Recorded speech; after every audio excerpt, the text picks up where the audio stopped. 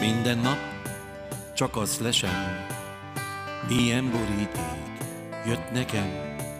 A kicsitől nem tarthatok, de a hosszútól bekattanok.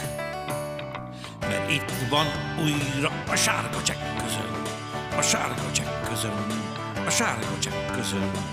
Nem mondhatnám, hogy nincs hozzá közöm, a sárga csekközön.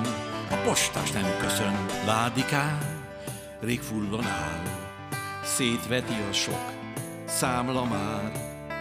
Ajtaját kinyomta rég a késedelmi díj, sok hátralék. Vízszámla, gázszámla, közüzemi díj, meg a személydíj, ez nagyon személydíj. Kábel, tévé és internet csomag, megint emelték a járulékomat.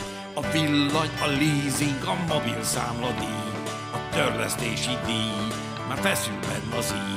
Súlyadó, csekkadó és kötelező, ezektől vagyok kötekedő. Égre nézel, ag atyám, semmi nem maradt, csak a gatyám.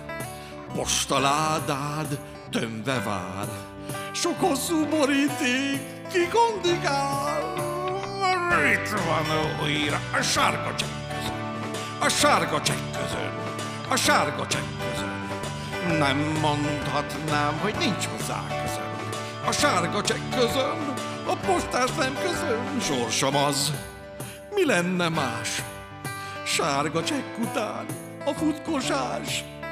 Minden nap csak reszketünk. Hány sárga csekk az életünk, hány sárga csekk, de jaj! Itt van újra a sárga csekközön, a sárga csekközön, a sárga csekközön. Nem mondhatni, hogy nincs hozzá közöm, a sárga csekközön, a sárga csekközön. Mert itt van újra a sárga csekközön, a sárga csekközön, a sárga csekközön. Nem mondhatni, hogy nincs hozzá közöm, a sárga csekközön.